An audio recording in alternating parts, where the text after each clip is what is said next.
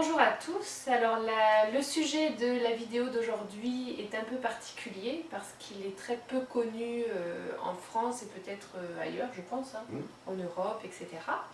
Donc il se nomme les 9 manteaux de Gaïa et en plus je pense qu'il va y avoir une petite surprise pour tout le monde, à savoir où est-ce qu'on va une fois qu'on meurt, mais on va en savoir plus de suite. Ouais, la petite surprise, c'est pour la fin. Petite réflexion, laisser les gens sur leur faim justement pour qu'ils puissent eux-mêmes ajouter la suite et ne pas accepter bêtement parce qu'on leur donne quelque chose à manger, de ne pas l'engouffrer directement mais de le sentir, de le tourner, de goûter un petit bout et de voir si ça leur convient. Donc les 9 manteaux de Gaïa. Nous savons, enfin nous savons ou nous ne savons pas, mais la Psy-Ezo enseigne que tout est dans tout et que le tout est en toute chose, c'est l'immanence et la transcendance. C'est-à-dire que tout étant fait d'esprit, et l'esprit étant en toute chose, l'esprit est à la fois dedans, à la fois dehors, il est le contenant, le contenu, et il est toute chose à la fois. Bon. Donc s'il est toute chose à la fois, et c'est à cause de ça que ce qu'on dit, ce qui est en haut est comme ce qui est en bas, et vice-versa, voilà. Donc si un être humain a un corps, peut y rentrer et en sortir, au gré de ses décisions et s'il s'est assez développé, de la même façon, peut-être que les planètes sont aussi les corps physiques d'êtres plus évolués que nous. Bon. Peut-être que le Soleil est le corps physique d'un être encore plus évolué que ceux qui sont dans une planète. Bon. Évidemment, ce ne sont pas des êtres humains qui sont bloqués dans une planète et qui ne bougent plus, ce sont des esprits qui ont évolué, qui n'ont jamais été humains, je suppose, hein. Ça on ne précise pas, mais je pense que c'est des esprits qui n'ont jamais été humains et qui arrivent à un endroit et qui se concentrent pour former autour d'eux une espèce de brouillard mental. Ils condensent les particules d'esprit qu'ils prennent dans l'espace et ils se forment des différents corps. D'abord, il se forme un corps qui est, on va dire, un corps bouddhique, après il se forme un corps causal, etc. Voilà. À mesure qu'ils méditent de ce qu'ils veulent vivre, faire et organiser et créer, ils agglutinent des particules en rapport avec leur idée, leur pensée germe, et ils arrivent à se créer des corps. Bon. Maintenant, revenons-en à la planète Terre. Alors, on l'appelle Gaïa, beaucoup de gens aiment ce mot, bon, je vais le reprendre, bien que c'est pas nécessairement son nom, parce que l'esprit planétaire n'a peut-être pas de nom, il a peut-être une signature vibratoire. Et il s'appelle peut-être Bzzz, voilà, sur une certaine fréquence, donc la signature vibratoire est son identité réelle, à la fréquence à laquelle il vibre ou elle vibre, et qui la distingue et la différencie de toutes les autres planètes de l'univers sûrement. Bon. Donc Gaïa. Gaïa, c'est pour nous la planète Terre, mais c'est aussi un être vivant qui est dedans, pour les ésotéristes. Bon. Et comme tout être vivant est conscient, la planète Terre rayonne. Donc quelqu'un qui se placerait à distance raisonnable de la planète Terre dans l'espace verrait, avec la vue spirituelle ou psychique, appelons ça comme on veut, une aura vitale, une aura astrale, une aura mentale, causale, bouddhique, etc. Maintenant, si on réfléchit bien, puisque ce qui est en bas est comme ce qui est en haut, et que ce qui est en haut est comme ce qui est en bas pour faire le miracle d'une seule et même chose qui est l'esprit, puisque l'être humain a une aura, et que cette aura correspond à une activité intérieure.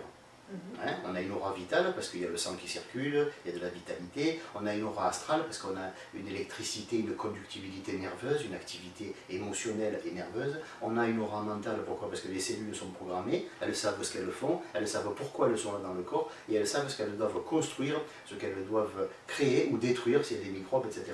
Toute cette activité étant intelligente, ça nous crée une aura mentale. Bon. Mais puisque nous avons un rayonnement extérieur qui correspond à une activité intérieure, nos corps sont à l'intérieur. D'accord. Donc même si nous avons un corps vital ici, un rayonnement vital ici, un rayonnement astral, mental, en fait nous avons un corps mental, un corps causal, un corps bouddhique, etc. Et plus on monte en fréquence dans les corps, c'est-à-dire mental, causal, bouddhique, atmique, etc., et plus on rentre à l'intérieur. D'accord. Donc on peut en supposer qu'il en va de même pour les planètes, les soleils, etc. Donc Gaïa a peut-être un rayonnement extérieur, c'est vrai qu'on voit une espèce, comme on le voit sur la Lune d'ailleurs, hein. Bon. Mais la Lune étant un astromorphe, c'est-à-dire qu'il n'y a pas d'esprit à l'intérieur, donc voilà, elle a juste une ou deux auras. Mais la planète Terre en a une certaine quantité. On va dire que pour l'instant, elle a 9 rayonnements autour. Donc si elle a 9 rayonnements, c'est qu'elle a 9 activités intérieures. Et plutôt que d'activité intérieure, en ésotérisme, on parle de corps.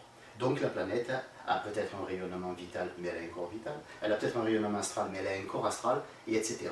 Et plus on va vers l'intérieur de la planète, et plus on s'approche de son, non pas de son noyau, parce que ça, le noyau, c'est la partie purement physique de la planète.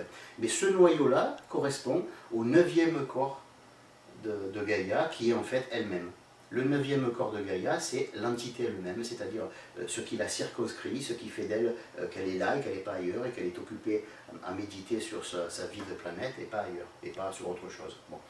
Donc on va dire que sur les 9 corps intérieurs de la planète, il y en a 8 qui sont en rayonnement, et le 9e c'est elle. D'accord.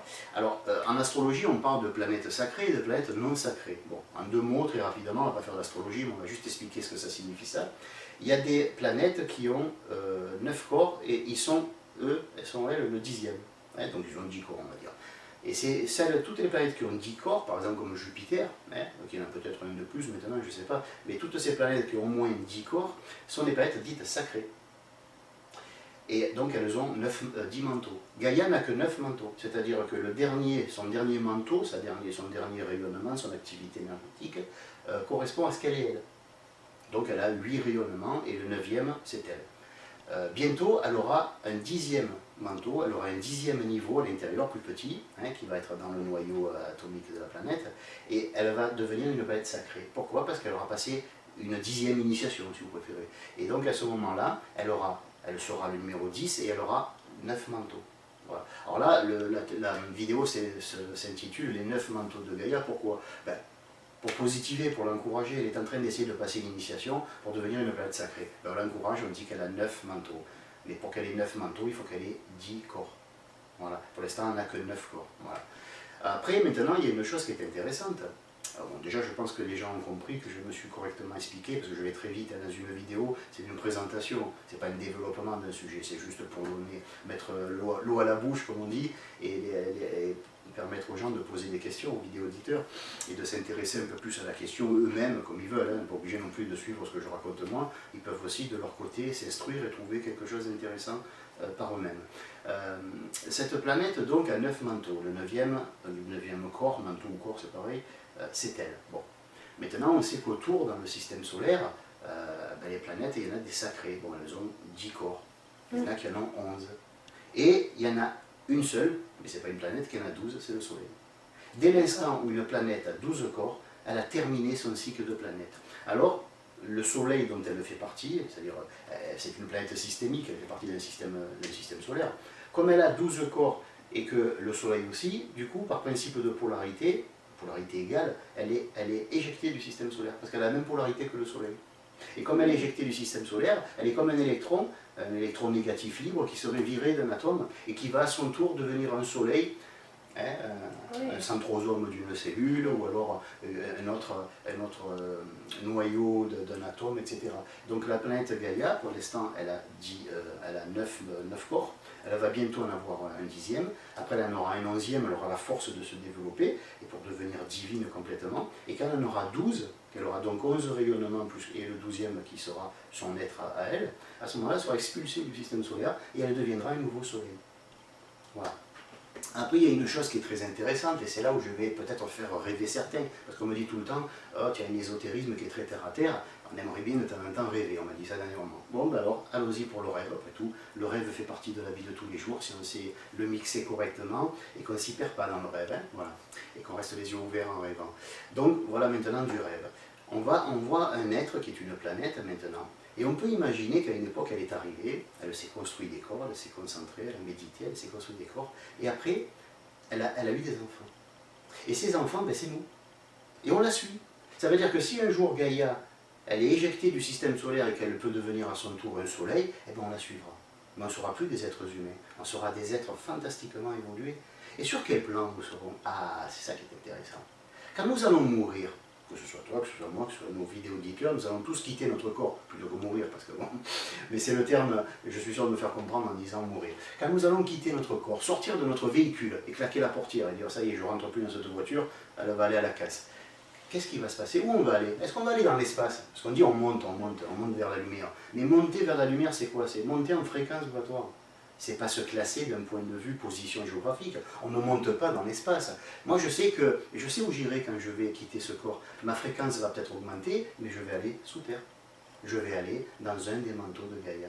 Autrement dit, je vais aller là où j'habite, là où je suis chez moi, là où j'ai ma mère, et ma mère sera la vibration mère de là d'où je viens, de là où j'irai par la suite quand je quitterai ce corps. Donc tous les êtres vivants et conscients de la planète, animaux ou pas, et c'est ça qui est merveilleux, tous les animaux iront dans le plan astral, parce que les animaux, c'est l'émotion de la planète, de Gaïa. Et nous, comme nous sommes des humains, nous sommes la pensée consciente de Gaïa, et nous irons au moins dans son corps mental ou dans son corps causal, ou si nous sommes devenus des êtres éclairés, nous irons dans son corps bouddhique. Voilà. Parce que Gaïa fait une chose extraordinaire, à mesure qu'elle se rajoute des corps, elle nous donne l'opportunité, elle donne l'opportunité à ses enfants sur Terre d'évoluer et de passer à leur tour dans des niveaux de conscience qui sont plus en rapport avec leur évolution. Donc quand nous quitterons notre corps, nous irons non pas dans le ciel ou dans le soleil ou je ne sais pas où, nous irons sous terre, mais pas en descendant sous la terre physique, mais nous irons en fréquence vibratoire dans l'un des manteaux de Gaïa. Voilà. Alors, je ne poserai pas de questions parce que je pense qu'on va en avoir de nombreuses. Alors n'hésitez pas à nous les envoyer à l'adresse qui s'affiche en bas de l'écran. Merci et à bientôt.